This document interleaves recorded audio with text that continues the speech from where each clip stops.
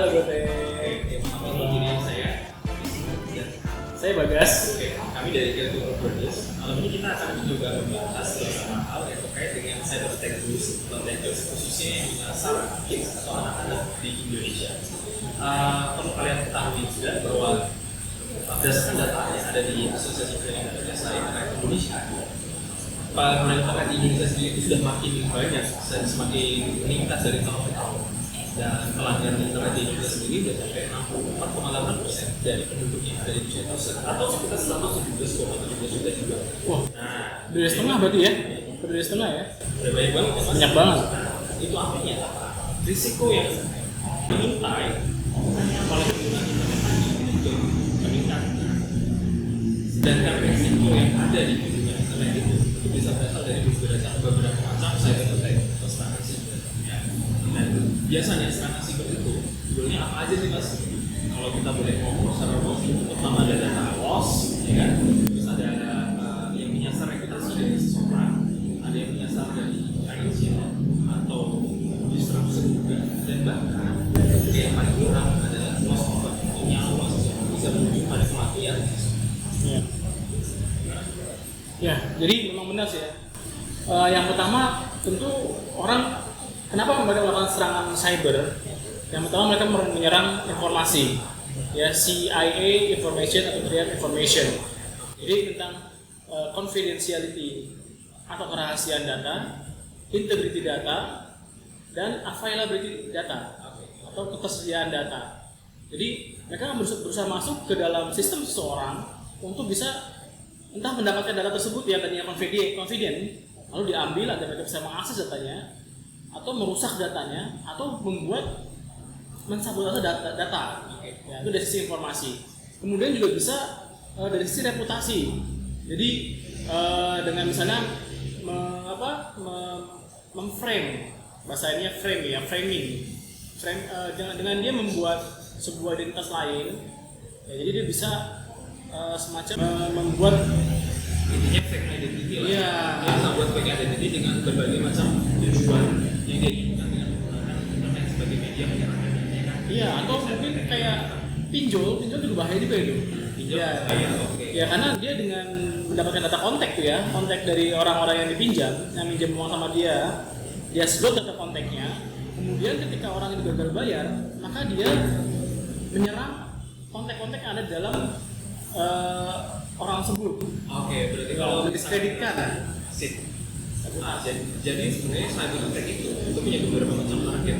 Betul. Dia bisa menyerang government, bisa menyerang pemerintah, dia bisa menyerang Individu. yang company dan individu. Bahkan kalau menyerang individu ini dia akan bisa kita bagi lagi menjadi orang dewasa, dan yang lebih bahaya lagi adalah orang-orang yang kita cintai yang masih anak-anak. Ya.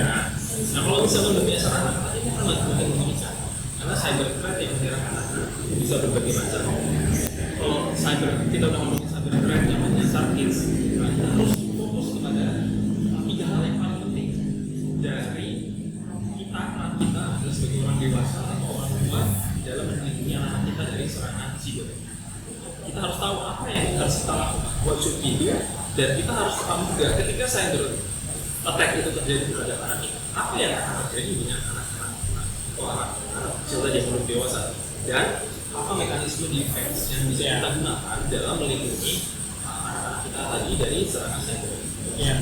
Tapi sebelumnya Mas, aku mau tahu deh, kenapa sih kita perlu melindungi anak-anak? Kenapa sih jadi penting anak-anak itu?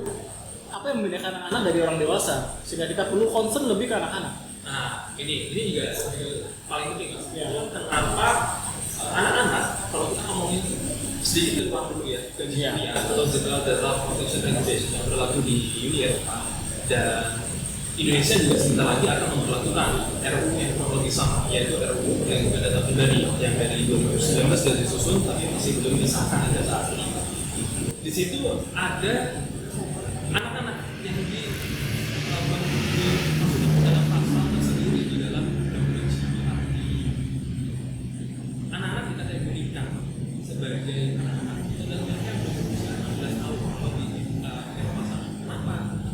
Anak-anak dianggap mereka belum pada tahap bisa menentukan keputusan sendiri, dan mereka belum bisa mengetahui dengan pasti apa hal yang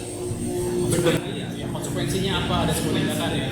Dia lakukan apa yang dia ambil bisa diambil terutama tentang data-data pribadinya. Itulah kenapa kalau di GDPR anak-anak atau mereka yang ada di bawah usia 16 tahun akan membutuhkan konsep atau persetujuan dari orang tua di dalam memberikan data-data pribadinya terhadap pihak. Oke. Jadi karena memang anak-anak itu mereka masih belum punya banyak pengalaman ya, belum banyak punya pengalaman, kemudian mereka belum bisa menilai dengan baik ya konsekuensi dari sebuah tindakan atau keputusan. Seperti itu ya. Jadi untuk itulah mereka perlu untuk dilindungi. Ya. Ya jadi kalau dengan demikian Mas, sebenarnya apa sih serangan cyber yang terjadi pada anak-anak itu? Ini kalau ngomongin serangan cyber itu sebenarnya nggak akan pernah lepas lagi dari itu sudah selalu kita bahas dari kemarin. Dia bentuknya akan seperti phishing, gitu kan? Nah, tapi kalau untuk anak-anak, yang spesial dari anak-anak ini sebenarnya itu apa sih? Anak-anak itu kan cenderung akan tertarik untuk menggunakan berbagai macam media sosial yang saat ini, dari mulai Instagram, atau Facebook, atau bahkan WhatsApp kalau dia sudah memiliki nomor telepon sendiri yang bisa digunakan di WhatsApp. Anak-anak itu belum pada tahap dia memahami social boundaries atau batasan sosial yang dibutuhkan ketika seseorang meminta informasi tentang informasi personal.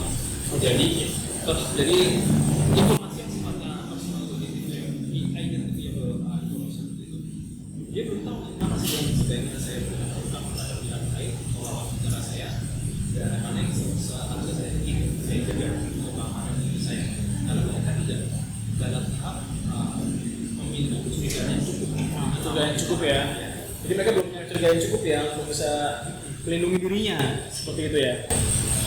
Jadi bentuk serangannya sama berarti ya. Ada phishing, ada social engineering, seperti itu ya. Apa lagi Mas? Tapi ada lagi yang lebih spesial. Biasanya menyasar anak-anak. Dan ini sudah terjadi beberapa kali, baik di negara kita di Indonesia ataupun di beberapa negara di Indonesia. Yang kita lebih kenal dengan istilah cyberbullying. Cyberbullying. Iya. Cyberbullying itu sendiri sebenarnya apa sih? Kalau cyberbullying itu adalah jenis ancaman yang bisa menyasar anak-anak yang menggunakan media cyber atau internet tadi untuk menekan emosi anak-anak tadi sehingga dia sampai pada mengambil tindakan yang membahayakan dirinya sendiri atau orang lain. Cyberbullying itu bisa bentuknya macam-macam, dari bentuk penghinaan misalnya, penghinaan yang dilakukan oleh teman-temannya sendiri bahkan yang si cyberbullying itu juga sebenarnya itu paham pasti konsekuensi apa yang dilakukan terhadap orang lain tersebut. Jadi dilema juga kalau gitu ya antara si pelaku sama si korban. Usianya masih di bawah standar 16 atau 15 tahun tadi kan. Jadi mereka masing-masing belum tahu konsekuensinya dari perbuatan mereka itu kan. Ya, benar sekali. Mereka belum tahu konsekuensi. Iya. Itu tidak sepenuhnya bisa digunakan. Karena ada beberapa kasus. Contohnya adalah yang terjadi di tanggal 11 September 2013. Itu terjadinya saya lupa di negara mana yang menyasar Rebecca Sedgwick, anak yang berusia 12 tahun yang dia mengakhiri hidupnya sendiri karena sosial media bullying yang dia hadapi. Dan ketika si pelaku ini ditangkap lalu diajukan beberapa orang dan si pelaku ini tidak hanya satu orang, hanya adalah sekumpulan anak-anak yang bergabung dalam kelompok.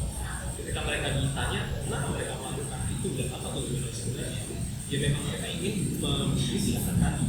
Dia membuli ya? Memang mereka ngomong pengen membuli tersebut ya? Ternyata dia adalah membuli dan itu adalah niat jahat kan? Itu termasuk tidak pidana juga kalau di beberapa kita. Iya. Dan tujuan akhirnya bahkan ketika ditanya sendiri memang dia ingin si Rebecca tadi membunuh dirinya sendiri. Self-suicide dan itu terjadi. Wow. Iya. Nah ini tadi yang mengerikan sekali itu ya. Nah itu tadi makanya social media bullying atau cyberbullying tadi itu sangat berbahaya. Dan nggak cuma yang terjadi sama Rebecca, ada kasus cyberbullying juga yang menyasar anak-anak dan itu juga berujung pada hal-hal yang mengerikan. Contohnya adalah yang terjadi pada seorang anak laki-laki berusia 10 tahun di tahun 2013 yang dia hilang. Dia hilang dari Maryland, dari daerah Maryland, dan setelah diselidiki ternyata dia diculik oleh dua orang pedofil. Oh pedofil ya? Itu semua sebuah kasus yang terjadi sebetulnya berawal dari apa sih? Berawal dari tersebarnya data atau kemudahan akses bagi untuk memperoleh data tentang tadi dan berkomunikasi dengan masyarakat tadi sehingga dia langsung bisa mengetahui pikiran anak-anak. Iya. Jadi sebenarnya kalau kita lihat ya, anak-anak ini targetnya ya, tujuan dari si attacker tadi targetnya nih ya, kalau tidak harta mungkin dia diculik untuk memeras orang tuanya mungkin, kemudian atau mungkin sekarang yang agak serem mungkin diambil organnya, ya, atau mungkin yang paling sering ya anak pecantat seksual ya berarti kalau gitu ya, anak-anak itu ya, karena itulah yang akan bisa ditarget dari anak-anak, betul ya. Nah kalau demikian kan sangat mengerikan sekali ya. Kira-kira apa nih cara untuk mengantisipasinya nih bagi kita nih?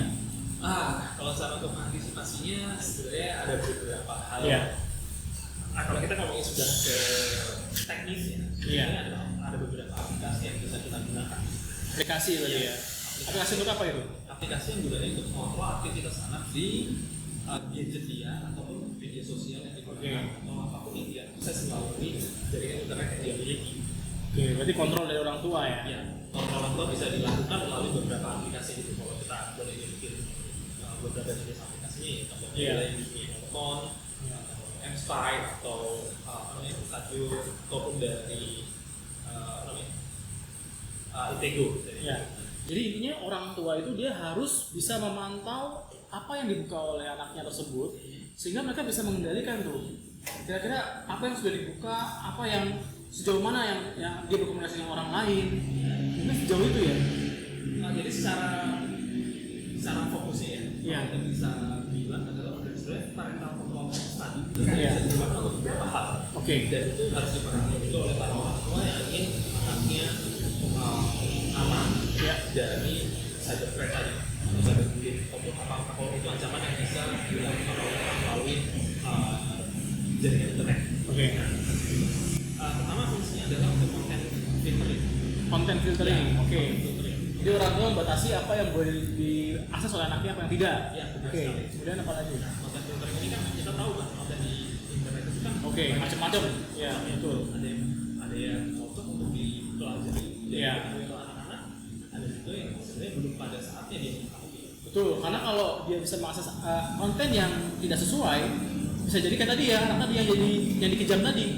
Dia jadi melihat mungkin suatu kekerasan itu menjadi hal yang biasa, akhirnya dia secara tidak sadar hal itu normal untuk melakukan kekerasan pada orang lain. Dan konten tadi ya. Konten filtering tadi, sebenarnya itu sudah diberlakukan oleh beberapa aplikasi yang kita kenal secara umum. Contohnya YouTube. YouTube sudah memahami fungsi konten filtering ini, makanya dia menunjukkan apps beberapa tahun lalu sudah cukup lama sebenarnya yang namanya YouTube Kids. Khusus ya untuk konten anak-anak aja berarti ya. Dan beberapa mobile OS juga, mobile operating system juga sudah memberikan fungsi ini kepada gadget yang bisa dimiliki oleh anak, sehingga dia bisa mengontrol mana-mana aplikasi yang kira-kira aman untuk diakses oleh anak dan mana yang tidak. Itu yang pertama. Konten filtering. Yang kedua. Yang kedua adalah memonitor sosial media activity. Sosial media activity penting sekali itu. Sebagaimana kita tahu kan sosial media itu kan adalah tempat di mana seseorang bisa menjadi siapa saja. Betul. Dia bisa menjadi diri sendiri, dia bisa menjadi orang lain dalam dengan bentuknya yang baik atau yang jahat. Jadi seorang predator seksual pun, pedofilia misalnya ya, dia bisa bikin akun seakan-akan dia adalah seorang remaja, ya kan, dan mendekati anak kita gitu kan? Iya betul sekali. Banyak kan kejadian predator seksual itu di awalnya adalah dia menyamar dari sosok yang diidolakan.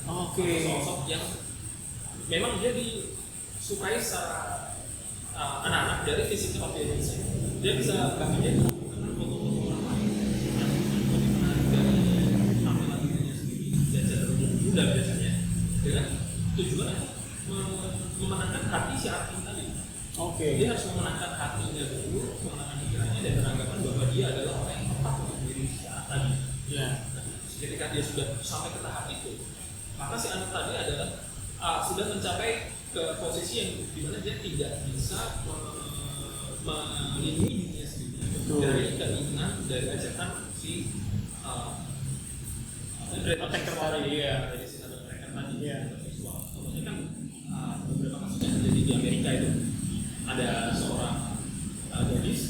dia senantiasa berinteraksi dengan seseorang melalui sosial media, dan misalnya dia mengaku sebagai remaja yang baru belasan tahun, dan dia menjadi sosok yang begitu perhatian, bisa memenangkan perasaan semua wanita tersebut.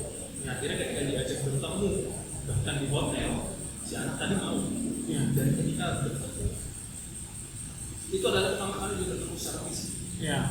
Dan saat pertama kali bertemu, si anak sudah kaget. Karena ternyata berbeda sekali ya. Berbeda sekali. Selama ini yang saya ajak komunikasi melalui media sosial itu kayak menggambarkan remaja yang masih bisa bersama, tapi setelah bertemu dia adalah seorang ayah atau seorang yang sudah dewasa di usia di atas 10 tahun. Tapi dia sudah tidak bisa menolak. Dia sudah ada dalam tahap secara emosi sudah dikuasai oleh si teks tersebut ya. Betul. Dan saya juga kayaknya melihat bukan cuma di luar deh.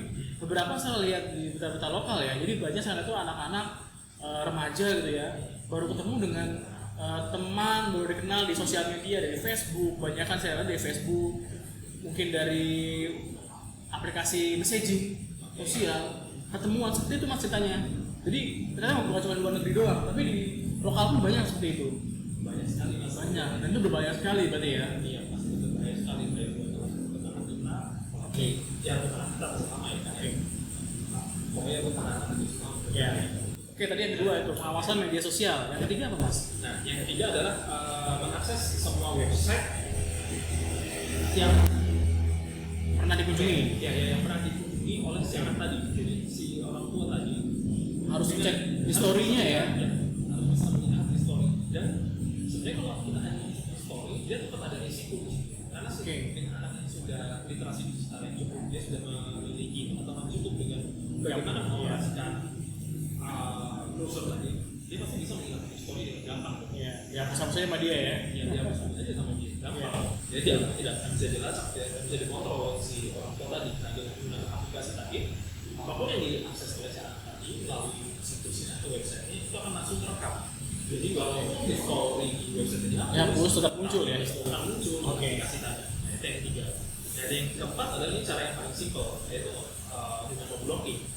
Dengan memblocking inappropriate content apapun yang bisa diakses oleh si anak melalui media sosial atau internet. Aplikasi tadi pasti dia akan bisa memblokir situs-situs mana berdasarkan database yang dia miliki hingga tetap di luar. Terus yang kemudian ada ini yang sering terjadi, sebenarnya belum ada tahap, menurut saya ini belum ada tahap yang seberbahaya predator digital, tapi ini berbahaya buat keberlanjutan anak-anak secara emosi ataupun lagi. Jadi intinya anak-anak kan belum ada tahap mengerti, belum bisa mengetahui kapan waktunya berhenti. Apa maksudnya? Jadi ketika mereka sudah terbawa dalam suasana secara emosional, ketergantungan, entah itu pada sebuah game kah atau dalam karakter yang kemudian dalam sosial media kah, mereka belum tahu kapan harus stop tuh ya, seperti itu ya. Jadi belum bisa mengontrol emosinya, belum bisa mengendalikan dirinya. Jadi dia belum bisa mengendalikan dirinya. Betul. Kapan dia harus berhenti. Berarti gini mas, sebenarnya saya lihat ya, jadi secanggih apapun sistem proteksi kita mas, kembali lagi nih ke dalam prinsip dari serangan digital atau serangan siber, bahwa in the end, rantai terlemah dalam dunia cyber adalah manusia. Iya enggak? Selalu kesana kan endingnya kan. Jadi kita mau pakai proteksi macam apapun, ya ternyata yang paling penting adalah humannya. Iya enggak? Jadi kita harus gimana cara kita bisa mengedukasi ya si human ini agar dia tahu bahwa kamu adalah target yang paling lemah loh dalam rantai cyber ini, sehingga kamu hati-hati. Jadi dari anak kita pun dari kecil harus kita kenalkan dengan adanya serangan siber, konsekuensi dari serangan siber, sehingga dia bisa punya kesadaran ya mas ya, bahwa ternyata dirinya itu harus tahu nih bahwa dunia siber ini bukan dunia yang sembarangan, bahkan jauh lebih kejam daripada dunia yang real. Ya tidak mas? Ya itu benar sekali mas. Nah, itu lagi, maka dari itu ada satu fungsi lagi yang cukup penting, dan ini menurut saya sih sangat penting untuk diaktifkan oleh para orang tua dia perlu anti child predator monitoring. Oke. Anti chat child predator monitoring. Oke. Karena biasanya kasus-kasus itu terjadi awalnya dari Chattingan ya. dari chattingan dengan lawan chat kita yang sebenarnya kita nggak tahu dia bisa Betul. tahu lagi kan. Iya. Yang bisa dengan mudahnya mungkin terpengaruh dengan foto profilnya mungkin menarik. Iya. Ya belum tentu itu adalah menggambarkan si lawan chattingnya secara real. Iya. Dia bisa menggunakan foto siapapun yang kemudian dia bisa menarik lawan chattingnya dengan lebih mudah. Betul. Dan mungkin juga anak kita harus ajarkan untuk menjaga data pribadinya. Jadi jangan sampai dia menaruh data pribadi yang bisa memancing. Kan sekali ya, kejahatan itu bisa terjadi salah satunya karena ada kesempatan. Nah, jadi ketika anak kita tidak sadar menaruh konten-konten yang menarik predator untuk menyerang dirinya, berarti kan dia sudah membuka peluang. Nah, ini kita harus edukasi juga nih anak-anak kita untuk menjaga dirinya agar tidak sesemudah itu untuk menaruh data pribadi seperti mungkin foto-foto yang menarik untuk predator. Jadi perlu diajarkan juga tuh bagaimana dia untuk harus menulis profil, harus mencitrakan dirinya di dalam media sosial. Ya, seperti itu mungkin ya. Jadi selain selain kita taruh sistem aplikasi yang kuat, kita juga perlu edukasi anak kita untuk menjaga dirinya untuk menutup celah-celah kesempatan. Ya, itu ya. Kalau kita ngomongin soal itu, kita berarti akan alih sedikit mas. Ya. Kita akan mencoba belok sedikit ke digital footprint. Digital footprint. Ya, Oke, digital apa itu? footprint itu adalah semua data-data digital yang pernah kita masukkan tadi melalui aplikasi apapun yang berhubungan dengan jaringan internet, dan dia akan tersimpan di sana. Ketika kita menggunakan ataupun kita sudah tidak menggunakan. Oke. Digital footprint ini bisa menyangkut data pribadi apapun yang pernah kita masukkan melalui internet. Oke. Nama, alamat, tanggal lahir, Oke. dan itu semua bisa menjadi Jejak ya? Ya, Oke. itu bahaya, itu maksudnya dari Itu masuk serangan siber. ya, serangan siber, Ya. dan bisa berujung pada hal-hal yang tidak diinginkan. Oke. Nah, itulah kenapa pemerintah sejak 2019 sudah mengajukan menyusun RUU PDT atau rancangan undang-undang data pribadi. Oke. Pembahasan di DPR Ya. saat ini. Terkait RUU PDT ini sebenarnya ada beberapa hal menarik Mas, ya, Oke. yang mau kita bahas. Mereka sudah bahas soal anak? Nah ini nih, kalau kita ngomong langsung soal anak, Iya. kita akan balik lagi ke hal-hal yang terjadi di Europe tadi. Oke. Di beberapa negara yang telah mungkin karena beberapa kasus yang sudah terjadi di beberapa negara di Eropa atau di Amerika sana, mereka semakin menyadari bahwa anak-anak itu masih ada dalam proses di mana dia atau stage di mana dia secara tepat. Betul. Ya, maksudnya adalah ketika memberikan data pribadi itu Konsennya ya. itu adalah konsen Persetujuan. itulah kenapa di 2018 ketika undang-undang GDPR atau General Data Protection Regulation yang dilakukan di EU Ya. itu menyadari hal ini dan memasukkan konsen dari parent dan jadi dia melakukan parental control untuk data-data terkait anak-anak, data-data terkait anak-anak. Jadi persetujuan untuk pemberian data anak-anak itu harus melalui persetujuan orang tua. Orang tua atau walinya ya. Orang tua atau wali. Oke. Nah, kalau di sana kita juga harus tahu kategori anak-anak. Sebenarnya Apa sih disebut dengan anak-anak ya? Ya, Usia biasanya kan ya? ya paling gampang memang dari usia. Kalau kita sudah ngomongin kategori anak-anak berdasarkan tiap negara itu bisa berbeda. Beda-beda ya. Kawasan beda-beda. Betul, Kayak ya. di Indonesia kita sampai umur 18 tahun. 18 tahun. Dewasa. Dan yang kalau berdasarkan undang GDPR tadi itu adalah mereka yang berusia 16 tahun atau lebih. Oke. Nah, yang menarik di sini kita membandingkan GDPR itu dilakukan di sana dengan RUU PDP adalah kalau kita yang mencoba mencari di RUU PDP, coba lihat cari di sekitar apakah kalian akan bisa menemukan itu? Oh, iya. Belum ada berarti ya? Belum ada. Padahal sangat penting sekali isu tentang anak ini ya. Betul. Itu sangat penting sekali. Iya, iya, iya. Seharusnya kalau menurut pendapat kami pribadi sih, Iya. seharusnya mumpung nih ini undang-undang RUU PDP ini belum disahkan. Ini adalah waktu yang tepat untuk memasukkan Isu tentang anak-anak tadi ya. ancaman terhadap anak-anak Betul. ke dalam RUU PDP. Betul. Dengan mencontoh apa yang sudah dilakukan di GDPR tadi di Eropa. Ya, karena sebagaimana yang sudah kita ceritakan tadi, Mereka sangat concern sekali soal itu ya. ya, mereka sangat concern dan anak-anak itu sangat berbahaya sekali. Mereka bisa menjadi target serangan dari Predator atau attacker. Dari predator seksual atau apapun itu di dunia internet. Jadi seharusnya isu tentang privasi data tadi pribadi, tentang digital footprint anak-anak itu juga perlu diatur dalam undang-undang PDP kita gitu Mas ya? Iya, itu penting banget. PDP harus masukkan itu mumpung belum diketok ya malunya ya. Karena kalau di RUU PDP itu sudah disebutkan bahwa pemrosesan data pribadi itu harus melalui persetujuan dari pemilik data tersebut. Oke. Harus ada kemampuan jika perjanjiannya, harus ada kemampuan yang hukumnya. Tapi sayang sekali di sana belum ada pemisahan antara mereka dikategorikan sebagai orang dewasa. Jadi Anda sudah bisa melakukan keputusan secara sadar penuh tanpa ada dengan segala resikonya. Dan anak-anak yang bisa menyadari hal itu. Iya. Ya, saya jadi ingat juga nih Mas. Satu lagi tipsnya nih, penting banget nih, yaitu ganti password default. Ya. Jadi kalau punya WiFi atau router, ganti passwordnya. CCTV ganti passwordnya. Kenapa? Hati-hati dengan serangan behind the wall. Jadi orang bisa datang ke belakang rumah kita misalnya ya, dapat jaringannya. Ya, kalau dia bisa mengakses administrator untuk routernya, ya, pakai password default, dia masuk ke sana, dia bisa masuk ke jaringan CCTV-nya, dia bisa ngeliat tuh anak-anak kita kayak gimana, diambil gambarnya. Kalau ada suara dia bisa ngomong pakai suaranya, itu hati banget. Jadi bagi teman-teman yang suka dengan dunia wifi, CCTV dan concern di sana atau kita punya router, ganti passwordnya, itu penting juga. Itu Mas ya. Oke. Jadi tadi jangan lupa ya bahwa isu seperti COVID ini, dia nggak hanya mencakup seksual predator juga, tapi lebih dari itu adalah keamanan data pribadi. Secara khususnya secara anak tadi. Betul.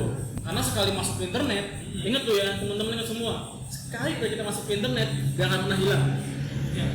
Gak pernah ada yang hilang itu. Selalu ada ya.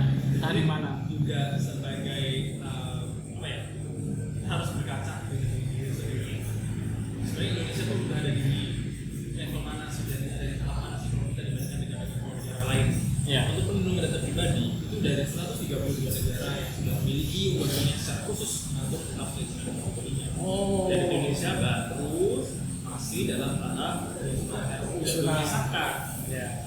Menurut kalian gimana nih? Iya. Apa kalian nggak takut nih kalau data kalian akan diperjualbelikan atau digunakan oleh orang-orang yang tidak jawab? Betul. Oke. Menarik sekali bahasan malam ini ya Mas ya. Sayangnya waktunya sudah cukup kayaknya. Kayaknya Itu dulu ya. Tema untuk anak-anak Ya, malam ini. Mungkin kalau ada waktu lagi di lain waktu Kita bahas lebih dalam lagi ya. Kita akan kembali ke soal poin mungkin ataupun tentang GDPR. Ya. Karena GDPR ini sebenarnya masih banyak hal yang ingin kita bicara. Oke. Mumpung ya RUU PDP belum disahkan. Oke. Bisa didengar oleh mereka yang berhak. Oke. Tapi sekali lagi ya, jangan mudah percaya ya. Ini kita cuma gosip loh. Jadi cek dulu kebenarannya. Oke? Oke, kalau gitu teman-teman buat semua, sampai ketemu lagi. Terima kasih sudah mendukung channel ini. Bye. Dadah.